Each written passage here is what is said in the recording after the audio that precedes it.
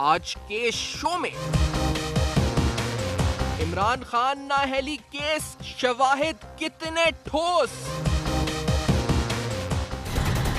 अगर आप चोर नहीं है तो तलाशी देने में क्या हर्ज है। यानी बार बार इमरान खान का वकील जो है वो एक ही बात पे जिद कर रहा है जजेस के सामने कि हमने तलाशी नहीं देनी, यानी हमारे अकाउंट चेक नहीं किए जा सकते। ना इलेक्शन कमीशन चेक कर सकता है, ना इस्लामाबाद हाई कोर्ट चेक कर सकता है, ना सुप्रीम कोर्ट चेक कर सकती है।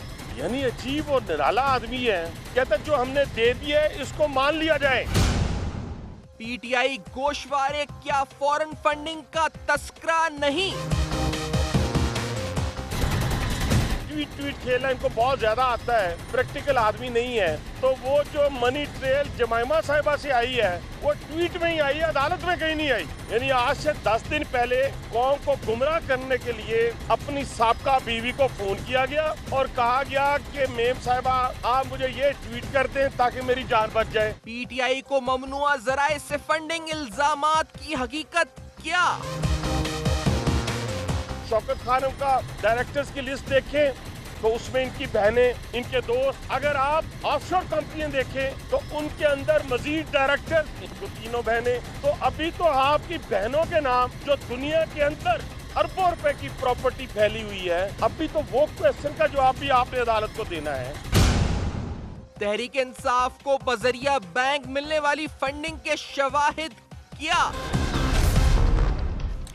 अस्सलाम वालेकुम। पस पर्दा हकाइक सनसनीखेज इंकशाफात प्रोग्राम बेनकाब में हूं आपके साथ सैफान खान। जब बात आपसे कर रहा हूं तो खबर यह है कि जी शहबाज शरीफ साहब को भी तलब किया गया जेआईटी की तरफ से, और जेआईटी को लेकर जेआईटी के अपने तहफ़्फ़ुज़ात हुकूमती इदारों, रियासती इदारों को लेकर और हुकूमत के अपने तहफ़्फ़ुज़ात मामला काफ़ी गर्म है। लेकिन एक सियासी तौर पर हमारी ये जिम्मेदारी बनती है, क्योंकि जब हम प्रोग्राम पनामा केस के ऊपर 100 कर सकते हैं तो 2-3 प्रोग्राम इमरान खान साहब के ऊपर भी करें कि इमरान खान साहब के अपने ऑफशोर एसेट्स, उनकी टैक्स डिटेल्स, उनके हवाले से इल्जामात, उनके मनी ट्रेल के हवाले से नून लीग की जो पिटीशन हनीफ अब्बासी साहब की वो किस तरफ बढ़ रही है। और स्पेशली फॉरेन फंडिंग के मामलात, आज सुप्रीम कोर्ट के बेंच के सामने 3 पॉइंट्स की बात हुई, 3 अहम पॉइंट्स की बात हुई। एक, पार्टी की फंडिंग यानी जिसकी तफसील सुप्रीम कोर्ट के बेंच ने तलब करी, ये फॉरेन फंडिंग जो पार्टी कलेक्ट करती है पाकिस्तान तहरीक इंसाफ, उसकी डिटेल्स फराहम की जाए। दूसरी अहम बात जो सोर्स ऑफ फाइनेंसिंग है उसके बारे में, और तीसरा पार्टी फाइनेंसिंग की जो ऑडिट हुए हैं उसके बारे में तफसीली डिटेल फराहम की जाए। इलेक्शन कमीशन ने हैरानकुन तौर पर, उनके वकील इब्राहिम सत्ती साहब ने यह कहा वहां पर कि 4 साल से पाकिस्तान तहरीक इंसाफ ने इलेक्शन कमीशन में कोई रिकॉर्ड ही फॉरेन फंडिंग का नहीं पेश किया। अब यह हैरानकुन इंकशाफ यानी इलेक्शन कमीशन करता है, 4 साल से कोई रिकॉर्ड नहीं पेश किया गया। अब इसमें कौन कौन से सेक्शंस का इतलाक फॉरेन फंडिंग के हवाले से होता है, एफिडेविट का जिक्र हुआ है, और इसके अलावा फॉरेन फंडिंग की 185 कंपनीज का जिक्र हुआ है, अकाउंट्स का जिक्र हुआ है, उनकी क्या डिटेल्स हैं, उनके क्या एड्रेसेस हैं, क्या डोनर्स के नाम है, ये सब हम जानना चाहते हैं, बेनकाब करना चाहते हैं प्रोग्राम में। अकबर बाबा साहब के साथ तो हमने की है 1-2 बार गुफ्तगू, लेकिन आज सुप्रीम कोर्ट में होने वाली इस पिटीशन की हियरिंग के ऊपर तफसीलन बात करते हैं प्रोग्राम में। मेरे साथ मौजूद हैं जनाब इकराम चौधरी साहब, सीनियर कानूनदान है, माहिर कानून है, आईनी माहिर हैं, हमें इस्लामाबाद में ज्वाइन करें स्टूडियोज में। बैरिस्टर मसरूर शाह साहब, सीनियर माहिर कानून है, इस्लामाबाद। राना अफजल खान साहब पाकिस्तान मुस्लिम यूनियन के एमएनए हैं, और नून लीग की क्या सियासी हिकमत अमली है इस वक्त जीआईटी की हेयरिंग को लेकर और इस पिटीशन को लेकर, ये इनसे पूछेंगे। और जनाब अहमद बिलाल महबूब साहब जो कि पिलडाट के सरबराह हैं फ्रॉम लाहौर, हमारे साथ मौजूद हैं। पहले राना अफजल खान साहब आपकी तरफ से आते हुए, सर ये जीआईटी और ये तमाम मामला अपनी जगह, आज खान साहब को लेकर सुप्रीम कोर्ट ने ये सब कहा, तो आपकी सियासी हिकमत अमली थी ये कि उनको इस तरफ उनके ट्रेल को सामने लेकर आना, तनकीद करना, क्या आपकी हिकमत अमली कामयाब हो गई राना अफजल खान साहब? आपको क्या लगता है किधर आपका केस खड़ा हुआ है हनीफ अब्बासी साहब का इस वक्त इमरान खान साहब को लेकर? राना साहब देखिए, मैं समझता हूँ कि जो केस चल रहा है इमरान खान के ऊपर, इमरान खान साहब दूसरों पे बड़ी तनकीद करते थे, हमने इस चीज़ को बर्दाश्त किया, बहुत देर बर्दाश्त किया, लेकिन फिर हमें काउंटर ऑफेंसिव में आना पड़ा। और उनका अपना जो दामन है वो साफ़ नहीं है। पहले वो इलेक्शन कमीशन ऑफ पाकिस्तान जहाँ मिस डिक्लेरेशन के मामलात चलते हैं, वहाँ से 30-32 एमएनए और एमपीएस जो हैं वो डिस्क्वालीफाई हो चुके हैं इसी किस्म की मिस डिक्लेरेशन के ऊपर। लेकिन क्योंकि ये प्रिंस हैं, ये अपना केस उठा के आला अदलिया के पास ले गए हैं और इन्होंने इलेक्शन कमीशन से राह फरार इख्तियार किया। जो डोमेन इलेक्शन कमीशन का था, ये मामला वहीं पे हल होना चाहिए था। लेकिन हकायक तो हकायक होते हैं, और वो जैसे ही हकायक एक्सपोज हो रहे हैं, तो इनकी डिस्क्वालिफिकेशन की जो वो बिल्कुल वो इनके सर पे लटक रही है। और जहाँ तक दूसरा पार्टी फंडिंग है, उसमें भी इन्होंने बड़ी अजीब हरकतें की हैं, और जबकि कानून बड़ा वाज़ेह है कि आप फॉरेन फंडिंग नहीं ले सकते। अब ये उसके ऊपर एक सियासी पोजीशन खड़ी करते हैं कि क्या ओवरसीज़ पाकिस्तानी जो हैं वो पाकिस्तानी नहीं हैं, उनको पाकिस्तान से निकाल दिया है। हकायक को मरोड़ तरोड़ के पेश करते हैं। ओवरसीज़ पाकिस्तानीज़ का पैसा अगर हो तो वो काबिल कबूल होगा, लेकिन जहाँ पता ही नहीं कि पैसा कहाँ से आया, या ऐसी कंपनीज और इदारों से आया जो अमेरिकन इदारे हैं या कोई यहूदी इदारे हैं, या उनके कोई और जिनके मकासद का आपको पता नहीं कि वो पाकिस्तान में एक सियासी जमात खड़ी करके पाकिस्तान में क्या करना चाहते हैं, और उसका इस तरह से सोचने की वजूहात भी बड़ी मौजूद हैं कि पूरे 4 साल जब से ये हुकूमत बनी है, इन्होंने पाकिस्तान में इंतशार खड़ा करके रखा है। ये बड़ी माजत के साथ पहले इन्होंने कहा सर ये जो पिटीशन है आपकी बड़ी सही है और इस पर जो चल रही है कार्रवाई आप लोगों की, लेकिन राणा साहब ये जो अगर उनकी तरफ से मिस डिक्लेरेशन हुई है तो दैट इज एफबीआई रिस्पांसिबिलिटी, आपकी हुकूमत नहीं, इससे पहले भी जो हुकूमतें रही, अगर 83 का फ्लैट 2000 में एमनेस्टी स्कीम में जाके वो बताते हैं तो एफबीआई 83 से क्या कर रहा था या अब क्या कर रहा था। और इसी तरह जो उनके अगर फॉरेन फंडिंग की अकाउंट्स जो सेक्शन 6 क्लॉज 3 है जिसकी मुखालफत जिसको तोड़ा है मुबैना तौर पर पीटीआई ने फॉरेन फंडिंग के हवाले से, पॉलिटिकल पार्टीज के हवाले से, एक्ट के हवाले से, तो इलेक्शन कमीशन क्या कर रहा था। तो रियासती इदारों पर तो राना अफजल खान साहब सवाल उठ रहा है कि वो क्या कर रहे थे जब खान साहब अगर ये सब कर रहे थे। तो देखें, जो हमारे एफबीआर है वो इन्वेस्टिगेट नहीं करता, वो जो आप सबमिट करते हैं रिपोर्ट्स उनको हमने पब्लिक किया, और जब पब्लिक किया तो अब आवाम उस पर कंप्लेंट करते हैं, उसके ऊपर हकायक आते हैं, जो वो टैक्स रिटर्न के लिए अपने मामलात को पेश करते हैं, उसकी जो हमारे इनकम टैक्स के ऑफिसर्स होते हैं या जो जहाँ भी इनकम टैक्स के मामलात आते हैं वो जो भी मुनासिब तहकीक कर सकते हैं, लेकिन उनके पास फॉरेन फंडिंग का तो जो पाकिस्तान के अंदर है कि अगर बाहर से पैसे आ जाएं तो उनके ऊपर तो सवाल भी नहीं पूछा जाता, और उनके ऊपर टैक्स की भी 5 साल 6 साल की छूट मिल जाती है। लेकिन जो पॉलिटिकल पार्टीज़ की फंडिंग है उसके लिए बड़ा वाज़े कानून है, आपको बताना पड़ता है, क्योंकि सियासी जमातें हुकूमतें बनाती हैं, और हुकूमतें बनाने वाली जमातें बैरून मुल्क से जब फ़ंड देती हैं तो वो बड़ा अहम है कि उसमें बैरून मुल्क के लोग जो हैं हमारे मुल्क के अंदर, हमारी रियासत के अंदर ऐसे लोगों को तो नहीं ले आएंगे। और आपने देखा कि इन 4 साल में क्या हुआ पाकिस्तान में। पहले तो उन्होंने कहा कि ये इलेक्शन टोटली फ्रॉड है। दुनिया के जो इलेक्शन के मॉनिटर आए उन्होंने कहा कि पाकिस्तान का बेहतरीन इलेक्शन हुआ। इन्होंने वो कजिया खड़ा किया कि इन्होंने नवाज शरीफ को गिराना था कि इन्होंने जमहूरियत को गिरा दो, पाकिस्तान में इलेक्शन ही नहीं है। फिर इन्होंने धरना डाल दिया, 150-200 दिन का धरना डाला, फिर उंगली खड़े करने वाले का इंतजार करते रहे। हर वक्त इन्होंने जो इंतशार पैदा किया ये फॉरेन फंडिंग का नतीजा है। सर आपकी तवक्को, यानी आपने अभी मुझे कहा कि डिस्क्वालिफिकेशन एक बात और दूसरी पार्टी फंडिंग बात, मैं इससे पहले कि दीगर पैनलिस्ट की तरफ जाऊं कि मुझे ब्रेक भी लेनी है, उसके बाद ही शायद हम उनकी राय ले सकें, लेकिन आपसे बात यहाँ पे मजीद आगे बढ़ाते हुए आप ये तवक्को रखते हैं कि डिस्क्वालिफिकेशन होगी और पार्टी फंडिंग के हवाले से क्या होगा राना अफजल खान साहब, विल द पार्टी भी बैन, यानी या मुझे ब्रेक लेनी है इस पर राना साहब, मैं ब्रेक के बाद मैं आता हूं, उस ब्रेक के बाद ये सवाल आपके सामने और दीगर पैनलिस्ट के सामने रखेंगे। After very short break legal expert भी साथ हैं, पिलडाट के सरबराह भी साथ हैं, इमरान खान साहब के केसेस डिस्कस हो रहे हैं आज प्रोग्राम में, बेनकाब कर रहे हैं, मेरे साथ रहेगा अब तक।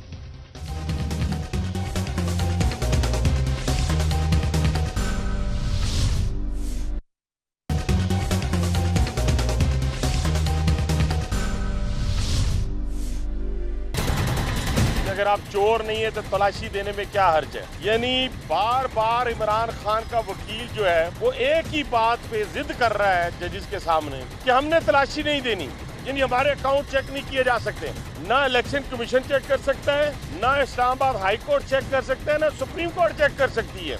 यानी अजीब और निराला आदमी है, कहता जो हमने दे दिया है इसको मान लिया जाए। Welcome back. आप देख रहे हैं बेनकाब, और बेनकाब में पनामा जीआईटी आपने तस्करा अक्सर हमने बेनकाब में उठाया इस मामले को, लेकिन खान साहब के केसेस ऑफशोर के वो किधर खड़े हुए हैं, उन केसेस को लेकर वो बात किधर तक आगे बढ़ रही है, क्या कोई जीआईटी इलेक्शन कमीशन स्पेशल पावर्स के साथ इसको इन्वेस्टिगेट करने जा रही है, क्या इस मामले को लेकर इमरान खान साहब फिर दोबारा मेंटेनेबिलिटी या फिर दीगर हवालों से क्लॉजेस दे रहे हैं।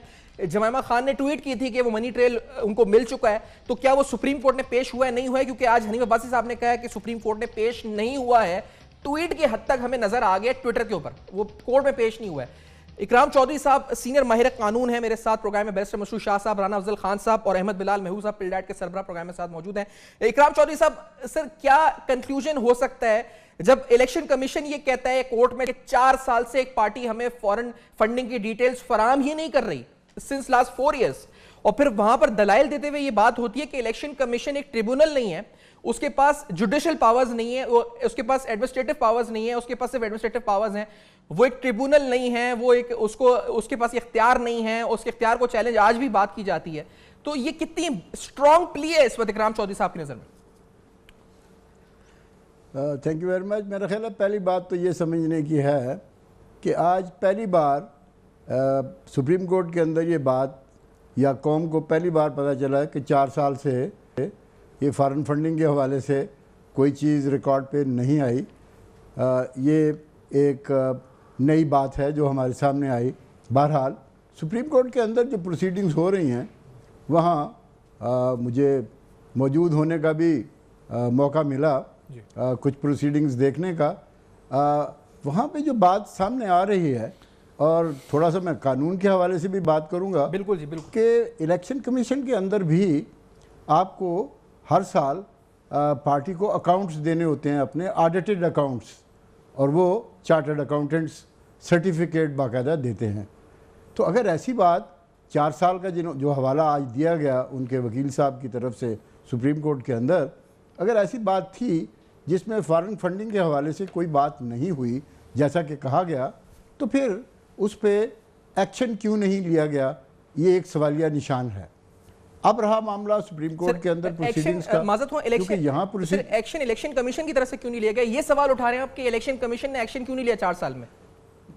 मैं ये कह रहा हूँ कि सुप्रीम कोर्ट के अंदर 4 साल के अकाउंट्स के हवाले से, तहरीक इस्तिकलाल के हवाले से जो बात की गई, तहरीक इंसाफ के हवाले से, तो ये 4 साल का जो ऑडिटेड स्टेटमेंट्स वहाँ एनुअली दिए जाते हैं कानून के मुताबिक हर पार्टी की तरफ से, तो ये बात आज तक हमारे सामने तो नहीं आई, ना कौम के सामने रखी गई, ना कोई एक्शन लिया गया। तो इसका मतलब ये हुआ कि ये बात अब देखा जाएगा कि ये किस हद तक दुरुस्त है और किस हद तक वाकई इस पर कोई ऐसा एक्शन लिया जा सकता है सुप्रीम कोर्ट या किसी दीगर इदारे की तरफ से जिसमें इनकी पूछ-गुछ या इनका एहतसाब हो। मैं ये समझता हूँ कि हमारे यहाँ जैसा कि पहले भी ये बात आपने फरमाई, और ये कॉमन एक ऑब्जर्वेशन है, प्रैक्टिस भी है, कि हमारे यहाँ जब पार्टीज़ एक दूसरे के ख़िलाफ़ कोई ना कोई मामला उठाती हैं कौमी सतह पे या अदालतों के, एक दूसरे के ख़िलाफ़ एलिगेशंस और काउंटर एलिगेशंस के साथ साथ मुख्तलिफ मुकदमात जो हैं वो भी जन्म लेते हैं। और मुझे ये बताइए कि ये सारी चीज़ें जो अब सामने आ रही हैं, ये पानामा केस के बाद ही क्यों, इससे कबल क्यों नहीं? आपका FBI है, आपके टैक्सेशन डिपार्टमेंट है, जिनका ये काम है इलेक्शन कमीशन समेत कि इन सारी चीज़ों को देखा जाए और बर वक्त देखा जाए। तो मेरा मतलब कहने का ये है कि इसमें बहुत सारे सवाल उठेंगे कि आया वाकई कोई ऐसी इलीगैलिटी, ऐसी कोई कंट्रावेंशन ऑफ लॉ या कॉन्स्टिट्यूशन या इलेक्शन लॉज या पॉलिटिकल पार्टीज़ के कवानीन के हवाले से हुई, जिसमें आज तहरीक इंसाफ पर बहुत सारी उंगलियां उठ रही हैं, बहुत सारे सवालात उठाए चले जा रहे हैं। आज ये कहा गया कि 4 साल से इन्होंने कोई मतलब आपके नजदीक से अकाउंट्स के हवाले से आपके नजदीक रियासती इदारों पर ये सवाल, ये ख्याल है जी कि बिल्कुल इनके ऊपर सवाल उठता है। अहमद बिलाल साहब, सर आपकी नजर में कि ये 4 साल से पीटीआई अपने foreign funding details Ahmed Bilal साहब महबूब नहीं दे रही, अगर इलेक्शन कमीशन के वकील आज कोर्ट में ये प्ली कर रहे हैं और सुप्रीम कोर्ट ये कहता है मुअज़्ज़ज़ बेंच के फॉरेन फंडिंग पार्टी के ऑडिट जो हुए हैं फाइनेंसेस के वो, और इसके साथ साथ जो पार्टी डोनेशन जो फंड्स लेती है वो, इनकी डिटेल्स फराम की जाए, अहमद बिलाल साहब कितना बड़ा ये पाकिस्तान तहरीक इंसाफ के लिए सवालिया निशान बन जाएगा इस पूरी सूरत हाल में? अहमद बिलाल साहब जी बहुत शुक्रिया। मैं ये जो बयान आपका जिसका आपने भी जिक्र किया है, मैंने उसको पूरे सियाको सबाक में तो नहीं सुना कि सत्ती साहब ने क्या कहा है, लेकिन अगर ये यही कहा है तो इसके बारे में मैं थोड़ा सा हैरान हूँ, क्योंकि हम हर साल जो सियासी जमातें अपने audited accounts statements of accounts election commission को जमा कराती हैं और फिर इलेक्शन कमीशन उनको एक नोटिफिकेशन के ज़रिए वो फिर उसकी इशाअत होती है, छपे हुए अकाउंट्स आपको मिल जाते हैं। तो हम हर साल रूटीन के अंदर ये अकाउंट्स हासिल करते हैं और इनका तज्जिया करते हैं। सही।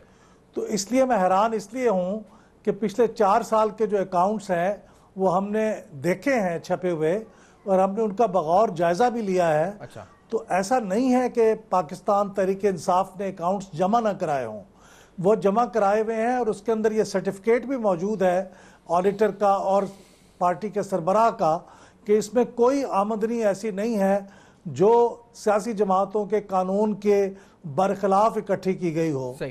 यानी दूसरे लफ्ज़ों में सियासी पार्टी के सरबराह इमरान खान साहब ये कह रहे हैं कि हमने कोई फॉरेन फंडिंग नहीं ली है। सही।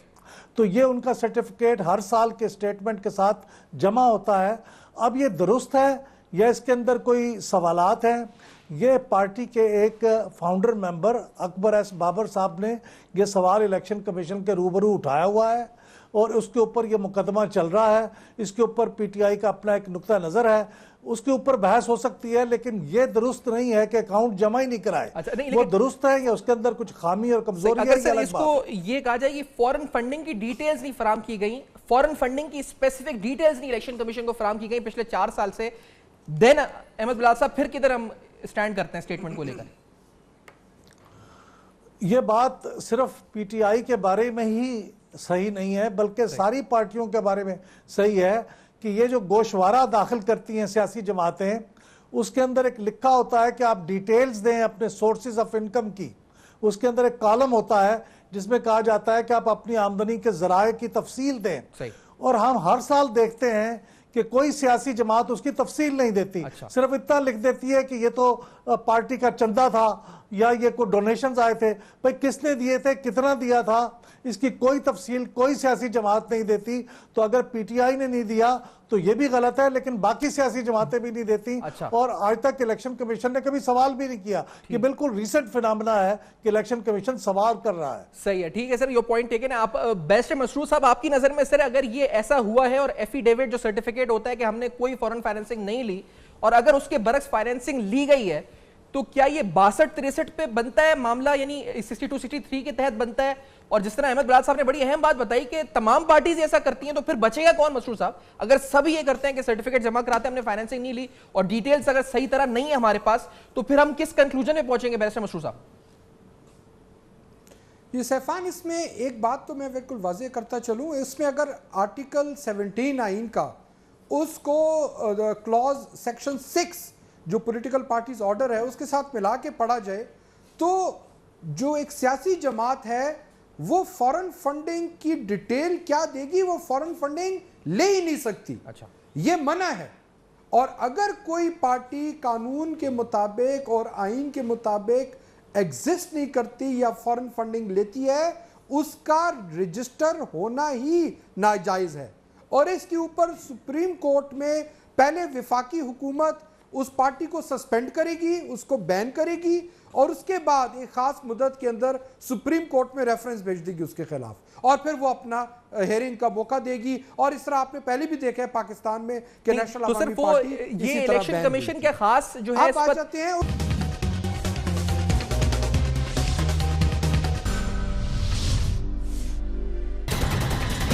ट्वीट खेलना इनको बहुत ज्यादा आता है, प्रैक्टिकल आदमी नहीं है। तो वो जो मनी ट्रेल जमाइमा साहिबा से आई है वो ट्वीट में ही आई है, अदालत में कहीं नहीं आई। यानी आज से 10 दिन पहले कौम को गुमराह करने के लिए अपनी साबका बीवी को फोन किया गया और कहा गया कि मेम साहिबा आप मुझे ये ट्वीट कर दें ताकि मेरी जान बच जाए। शौकत खान का डायरेक्टर्स की लिस्ट देखें तो उसमें इनकी बहनें, इनके दोस्त, अगर आप ऑफशोर कंपनियां देखें तो उनके अंदर मजीद डायरेक्टर, इनको तीनों बहनें। तो अभी तो आपकी बहनों के नाम जो दुनिया के अंदर अरबों रुपए की प्रॉपर्टी फैली हुई है, अभी तो वो क्वेश्चन का जवाब भी आपने अदालत को देना है।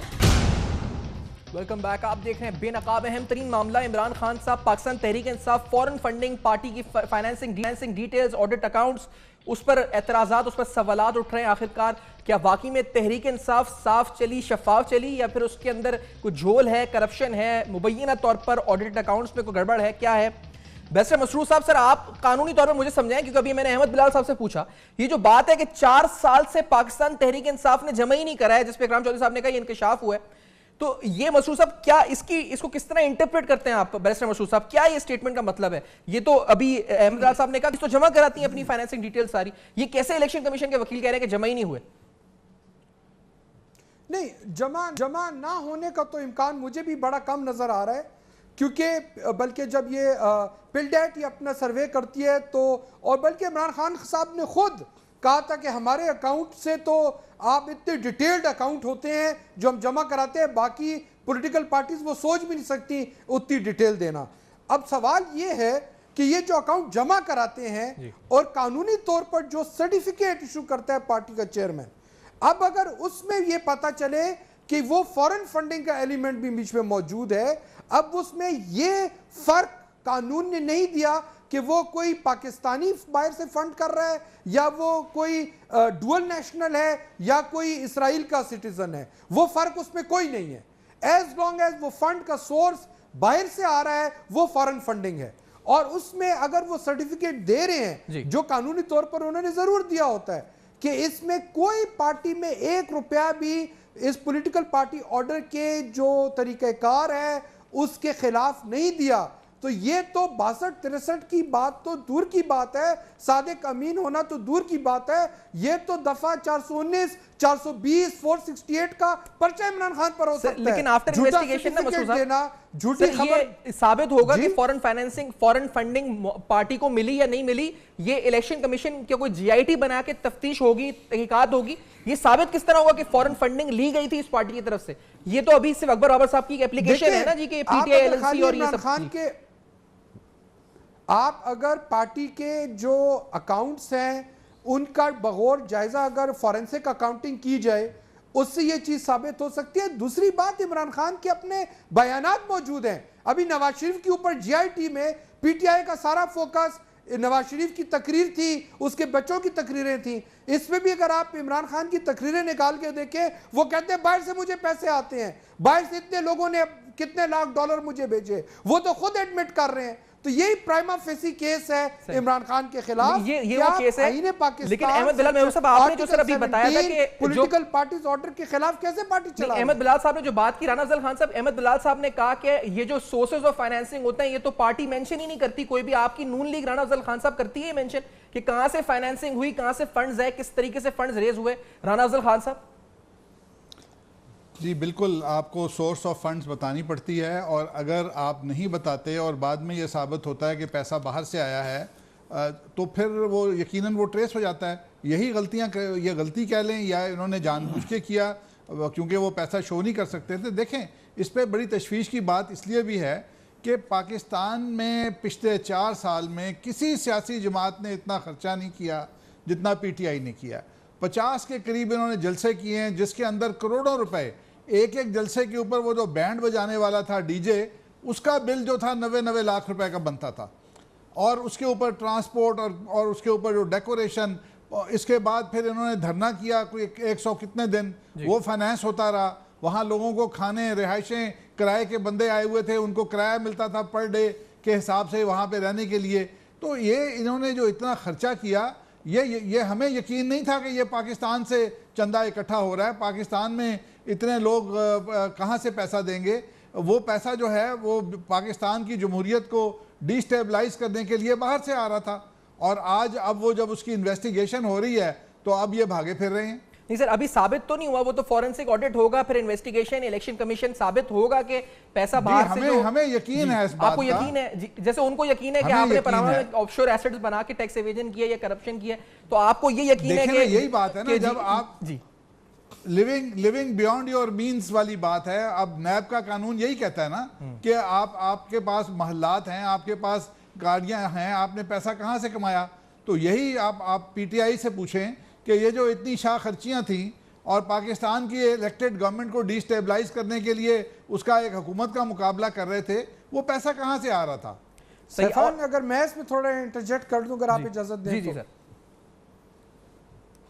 जी, इसमें देखिए बात यह है कि मैं या इकराम साहब डिमांड करें तो वो तो बड़ा मुनासिब लगता है, लेकिन अगर विफाकी हुकूमत डिमांड करे किसी और इदारे से, वो बड़ा ही अजीब बात है। इसमें यह तो प्राइमा फेसी बड़ा जाहिर लग रहा है कि अकाउंट में झोल झाल तो मौजूद है, और आर्टिकल 17 आइन का उसको अगर सेक्शन 6 पॉलिटिकल पार्टीज ऑर्डर के साथ मिलाकर पढ़े मैं तो थोड़ा स्पेसिफिक होके ना मसूद साहब मुझे बताएं, हुकूमत पर आती है। सर ये झोल झाल जो आपने पढ़ा है ना, आपने पढ़कर ही बोल रहे होंगे ना झोल झाल है, मसूद साहब ये झोल झाल आप जो कह रहे हैं फंड्स के अंदर है, तो आपको क्या नजर है, कौन से अकाउंट्स आपने देखे हैं, कौन सी कॉर्पोरेशंस जो इंडियन फंडेड या नाम है जिसको आप जिनका जिक्र है, क्योंकि कहते हैं चंद एक दो इकट्ठे कर लिए, चंदा पूरी की पूरी फाइनेंसिंग क्या भारत और यूज लॉबी से हुई है, ये कैसे कह सकते हैं मसूद साहब? देखिए, अगर आप अगेन पॉलिटिकल पार्टीज ऑर्डर पढ़ें, 1 रुपए भी अगर किसी फॉरेन कंपनी ने डोनेशन दिया है, फॉरेन एसोसिएशन ने पैसे दिए हैं, तो वो खिलाफ कानून है, खिलाफ आईन है। इस बात पे इसकी रजिस्ट्रेशन पीटीआई की कैंसिल हो सकती है। अच्छा, इकराम चौधरी साहब, इस बात पर क्या हो सकता है आपकी नजर में? हुकूमत की है, इकराम चौधरी साहब, हुकूमत को एक्ट करना चाहिए। सर आपकी नजर में क्या इकराम चौधरी साहब इसका हो सकता है लीगली कंक्लूजन क्या हो सकता है? जी थोड़ा सफान थोड़ा सा क्लैरिफाई कर दूं, मेरे भाई ने जो बात की है, फॉरेन फंडिंग बैन नहीं है। अच्छा, बहुत सारी हमारी पॉलिटिकल पार्टीज अमेरिका में बाकायदा रजिस्टर्ड हैं फोरा के तहत, और असल मसला ये है कि ऐसे फंड्स जो मशकूक हों और जो इस किस्म के सोर्स से हों, जिनका मकसद बददियानती, लाकानूनियत या ऐसा उसका बेस ऐसी हो जिससे पाकिस्तान और पाकिस्तान की सियासत और पाकिस्तान के इदारों और पाकिस्तान के मामलात पे असरात मुरतब हों एडवर्स, तो फिर डेफिनेटली वो फेडरल गवर्नमेंट के दायरा इख्तियार में होगा कि उसको वो देखें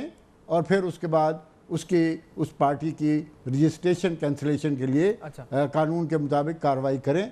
मेरा ये ख्याल है ये इशू अब तक चूँकि डिस्कस हो रही है सुप्रीम कोर्ट में, ये कार्रवाई वफाकी हुकूमत करेगी इकराम चौधरी साहब, और इन इस सारे सब्जेक्ट्स पे बाकायदा वहाँ बहस हो रही है, थोड़ी क्लैरिफिकेशन मुझे दोनों तरफ से। सर आप कह रहे हैं कि ये इसको स्टडी करने के बाद वफाकी हुकूमत कानूनी कार्रवाई कर सकती है अगेंस्ट पाकिस्तान तहरीक इंसाफ, यानी वफाकी हुकूमत के पास एंड में ये इस पर डोमेन है कि वो they can exercise this power, ये इलेक्शन कमीशन? देखिए, बेसिकली पॉलिटिकल पार्टीज के रजिस्ट्रेशन को कैंसिल करने का इख्तियार जो है वो फेडरल गवर्नमेंट के पास है, और वो फिर सुप्रीम कोर्ट में रेफरेंस आएगा और मामलात आगे चलेंगे। मेरा ये ख्याल है कि ये सारी चीज़ें डिस्कस हो रही हैं फॉरेन फंडिंग और दीगर हवालों से, और बाकी जो सोर्सेज हैं पार्टी की इनकम के, उनके अकाउंट्स के हवाले से, क्योंकि ये मामला सब जुडिस है सुप्रीम कोर्ट के अंदर, तो देखते हैं कि वहाँ अल्टीमेटली क्या डिसीजन आता है। लेकिन एक बात समझने की है कि ये सारा इशू जो है ये अब पानामा के बाद ही क्यों एक्टिवेट हुआ, आखिरकार हमारे इदारे जो हैं वो क्यों नहीं बरवक्त कानून के मुताबिक कार्रवाई करते? ये सवाल बड़ा अहम है, इसका जवाब राना अफजल खान साहब से हम पूछेंगे। एक ब्रेक के बाद बेनकाब में दोबारा हाजिर होंगे, और अहमद नेहरू साहब का भी कमेंट इस बारे में, जो कानूनी राय है ऊपर वफाकी हुकूमत का इख्तियार है, अगर उधर जाती है बात कानूनी इस पर अमल क्या हो सकता है, लीगल कोर्स ऑफ एक्शन आगे क्या होगा, बेनकाब करेंगे इस ब्रेक के बाद। Pakistan Tehreek Insaf foreign funding case मेरे साथ रहेगा।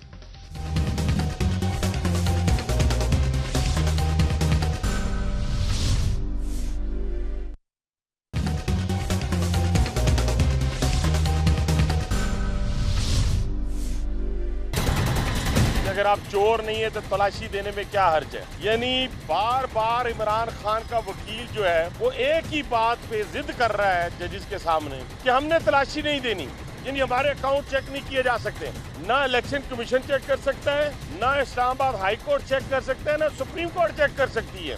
यानी अजीब और निराला आदमी है, कहता जो हमने दे दिया है इसको मान लिया जाए। वेलकम बैक, आप देख रहे हैं बेनकाब, जो बेनकाब में पाकिस्तान तहरीक इंसाफ फॉरेन फंडिंग, यानी आज सुप्रीम कोर्ट के बेंच ने फॉरेन फंडिंग, पार्टी के फाइनेंसेस, ऑडिट अकाउंट्स और इस हवाले से तमाम तफसीलात तलब की है। इलेक्शन कमीशन ने यह कहा है कि 4 साल से, अब उसकी क्या इसके पीछे लॉजिक है कि 4 साल से एक पार्टी अपने डिटेल्स ही हमें जमा नहीं करा रही है, इख्तियारात को चैलेंज किया जा रहा है इलेक्शन कमीशन में। 2014 से अकबर बाबर साहब की पिटीशन इलेक्शन कमीशन में है फॉरेन फंडिंग के हवाले से, नवंबर 2014 से टू बी वेरी प्रिसाइज, और जब से कभी उसके जुरिस्डिक्शन को चैलेंज किया जाता है, कभी कुछ होता है, और अभी तक जुरिस्डिक्शन के मामले पर इलेक्शन कमीशन का तफसीली फैसला आ चुका है। और ये भी जी कि उनके अपनी रुकनियत के ऊपर अकबर बाबर साहब की इलेक्शन कमीशन ने कहा है कि he is a party member, उनको नहीं निकाला गया, ऐसा कोई सबूत पीटीआई फराम नहीं कर सकी। राना अफजल खान साहब, सर आपकी हुकूमत ये इस पर पनामा के बाद क्यों इस मामले को उठा रही है? ये सवाल अकराम चौधरी साहब का कि ये अचानक से ये मामला क्यों सामने आ रहे हैं? चौधरी साहब, ये सवाल जो उठाया चौधरी साहब ने, राना अफजल खान साहब, क्या वजह है इसकी? सैफान, मैं एक फिक्रा कहना चाहूँगा सर। राना साहब से पहले जी सर। एक फिक्रा कहना चाहूँगा। देखिए, पाकिस्तान के शहरी होने की हैसियत से सच्ची बात यह है कि हमारे अंदेशे तो यही हैं कि जब भी पाकिस्तान में एहतसाब का मामला शुरू हुआ तो फिर हमने देखा कि एक तूफ़ान उठ गया और फिर हमें जमहूरियत भी ख़तरे में नज़र आई और बहुत सारे और मामलात भी। तो यूँ महसूस होता है कि हमारे हुक्मरान बेसिकली जब भी उनके एहतसाब की बात होती है तो वो किसी न किसी हीले बहाने मामलात को डाइवर्ट करके दूसरी तरफ ले जाते हैं। मैं ये समझता हूँ कि पाकिस्तान के अंदर बुनियादी तौर पे अगर एहतसाब का मामला आगे नहीं बढ़ता तो फिर हमारी रियासत और हमारे मामलात जो हैं, जो इंतहाई गंभीर सूरत हाल से हमें इस वक्त पाला पड़ा हुआ है, मुश्किलात हमारे सामने हैं, शायद इनको हम कंट्रोल करने, इनको हतमी तौर पर इनका कोई अजाला करने या पाकिस्तान की बेहतरी के लिए कुछ करने के लिए शायद आगे ना बढ़ सकें, क्योंकि जमहूरियत विदाउट अकाउंटेबिलिटी इसका तस्वर दुनिया में कहीं नहीं है। राना अफजल खान साहब, आप क्या समझते हैं, क्यों ये अचानक उठ गया मामला? सैफान, ये जो आपने कहा कि हुकूमत इस पे एक्शन क्यों नहीं दिया, देखें यही वजह है कि आप जब टैक्स की रिटर्न देते हैं या कोई पार्टी अपनी टैक्स के गोशवारे जमा कराती है तो लॉ जो है वो यही समझता है कि ये ऑनेस्टली दिए गए हैं, सही दिए गए हैं, और उसको क्रॉस क्वेश्चनिंग जो है वो बिल्कुल होती है। लेकिन उसके अंदर कानून ये भी है कि 5 साल तक आप इन केसेस को रिव्यू कर सकते हैं, खोल सकते हैं, वो फाइनलाइज नहीं होते। और आजकल मैं मतलब बता देता हूँ, हमारे जो बिजनेसेस हैं अपने, उनके 2011 के जो अकाउंट हैं उन्होंने वो बैलेट के ज़रिए निकाले हैं और उनका ऑडिट हो रहा है। तो ये चीज़ें 100% जो हुकूमत ट्रस्ट करती है। जिस तरह से एक ज़माना था कि आप सेल्फ अपनी वो टैक्स रिटर्न देते थे और उसको मंजूर कर लिया जाता था जब तक कि कोई शिकायत या कोई वजह नहीं मिलती। तो ये हमारी लिमिटेशंस हैं गवर्नमेंट की, हमारे सिस्टम्स परफेक्ट नहीं हैं, मैं एग्री करता हूँ। और ये तवक्को रखना कि ये बिल्कुल 100% गवर्नमेंट जो है वो बिल्कुल जाग रही है और हमारे यहाँ करप्शन नहीं है। पनामा के बाद क्या गवर्नमेंट जाग गई है? सवाल ये था इकराम चौधरी साहब का, क्या पनामा के बाद गवर्नमेंट जाग गई है? पहले सो रही है, अब एकदम एफबीआर तमाम इदारे यानी एकदम सारे मामलात निकल के आ गए, इलेक्शन कमीशन, फॉरेन फंडिंग की डिटेल सारी। देखिए, हम एकदम ना फ्रॉम बिल्कुल फर्श से अर्श पे जाने की कोशिश करते हैं। हमें टाइम लगेगा हमारे मुल्क में परफेक्शन आने में। जो बड़े डेवलप्ड कंट्रीज़ हैं वहाँ भी फ्रॉड हो जाते हैं, वहाँ भी मिस डिक्लेरेशंस होती हैं, वो गलती से हों या जानबूझ के हों। तो ये चीज़ें चलती रहती हैं। लेकिन देखना ये है कि एक सियासी जमात जिसकी जिम्मेदारी है, जो अपनी रिटर्न जमा कर रही है, जिसका लीडर उसके ऊपर दस्तखत कर रहा है, असल जिम्मेदारी तो उसकी है ना। अब वो देर से पकड़ा गया ये सवाल नहीं है, सवाल ये है कि वो पकड़ा गया है और उसको अब हिसाब देना पड़ेगा। तो मैं समझता हूं कि ये और ये मैं ये कहूंगा कि हमारे मुल्क की ट्रेजेडी। सर, आपकी हुकूमत क्या बैन कर देगी पीटीआई को? जिस तरह भी राम चौधरी साहब ने कहा कि गवर्नमेंट के ऊपर है कि आगे इसको किस तरह एक्शन लेती है लीगली इसके ऊपर, अगर इलीगल कोई एक्टिविटी हो रही है तो will you ban Pakistan Tehreek Insaf? Chaudhary साहब अभी कह रहे थे, जैसा चौधरी साहब अभी फरमा रहे थे कि जब गवर्नमेंट बैन करेगी वो अदालत में जाएंगे, अदालत अल्टीमेटली ये मामला अदालत से ही हल होगा। मेरा ख्याल है कि हमारी हुकूमत ज़रूर बैन करेगी। अगर कानून की वायलेशन हुई है तो फिर हम उस पर आंखें बंद नहीं कर सकते, फिर ये हमारे फ़राइज़ में शामिल है। सैफान, इस पे मैं अगर कुछ कहना चाहूँ। जी मसरूर साहब। जी सर, इसमें मैं अर्ज कर दूं कुछ आपकी खिदमत में। जी, अहमद बिलाल साहब का पहले मैं कमेंट ले लूं। अहमद बिलाल साहब, सर क्या आपको लगता है, अहमद बिलाल साहब, ये कौन बैन करने की अथॉरिटी इलेक्शन कमीशन पे आती है, एंड में गवर्नमेंट पे आती है, किसके पास आती है? अहमद बिलाल साहब, देखिए, ये पहले ये बात कही गई है और ये दुरुस्त कही गई है कि ऐसी सूरत में हुकूमत के ज़िम्मे है कि वो रेफरेंस भेजे, इसको बैन करे और फिर रेफरेंस भेजे सुप्रीम कोर्ट को, और सुप्रीम कोर्ट फिर उसके ऊपर फाइनल फैसला करे। वो तो उस सूरत में है। लेकिन अब ये मामला इलेक्शन कमीशन के चूँकि सामने है और इलेक्शन कमीशन ने जो फैसला दिया था वो अब सुप्रीम कोर्ट के अंदर चैलेंज है, तो लिहाजा अब पहले यहाँ से फैसला होगा फिर हुकूमत को फैसला करेगी। अच्छा। लेकिन मैं एक इम्प्रेशन दुरुस्त करना चाहता हूँ। ये इम्प्रेशन दुरुस्त नहीं है कि ये फॉरेन फंडिंग का जो केस है इसका कोई ताल्लुक पनामा से है। देखिए पैनामा का केस तो काफ़ी बाद में आया, ये तो पीटीआई के एक फाउंडिंग मेंबर ने ये केस इलेक्शन कमीशन के सामने खुद उठाया हुआ है कि इतनी बेज़ाब्तगी हो रही है, इतनी इरेगुलरिटी हो रही है। मैं खुद चूँकि इसका बुनियादी मेंबर हूँ, मैं देख रहा हूँ, तो इलेक्शन कमीशन इसके ऊपर कोई एक्शन ले। तो इलेक्शन कमीशन मौजूदा चीफ इलेक्शन कमिश्नर से पहले उनका नुक्ता नज़र ये था कि हम तो सिर्फ एक पोस्ट ऑफिस हैं, हमें सियासी जमातें अकाउंट्स देती हैं, हम छाप के सर्कुलेट कर देते हैं। लेकिन मौजूदा चीफ इलेक्शन कमिश्नर ने सुप्रीम कोर्ट के एक फैसले की रोशनी में यह फैसला किया है कि अब हम अकाउंट्स को सिर्फ पोस्ट ऑफिस नहीं है, हम उसकी स्क्रूटनी कर सकते हैं। अच्छा। तो उन्होंने एक पॉलिटिकल फाइनेंस विंग भी इलेक्शन कमीशन में कायम किया है और ये सब कुछ पैनामा से पहले हो चुका है। अच्छा। लिहाजा ये जो फॉरेन फंडिंग का केस है इसका कोई ताल्लुक पैनामा से नहीं है। हाँ, अलबत्ता मीडिया के अंदर इसके अंदर जो हाइप है वो पैनामा की वजह से बढ़ गई है। अब चूंकि वहाँ पे लोग बाहर खड़े होके मीडिया से गुफ्तगू करते हैं, तो इसलिए इलेक्शन कमीशन के बाहर भी फॉरेन फंडिंग के केस के जब लगता है तो यहाँ पे भी लोग इसी तरह मीडिया से बात करते हैं। तो ये मेरे ख्याल में एक बहुत अहम केस है और इसको अदालत ही के अंदर बाज़ाब्ता तौर पे तय होना चाहिए।